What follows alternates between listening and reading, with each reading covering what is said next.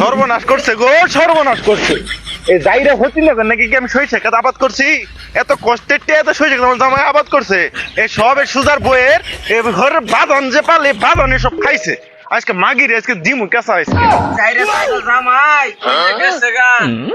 যাইরে সুতা জামাই খোঁজ খবর নাই। সারাদিন বাড়িতে তো কাম কাজ করি, ওই যে যায় জুয়া ঠুয়া খেলে বুঝি না।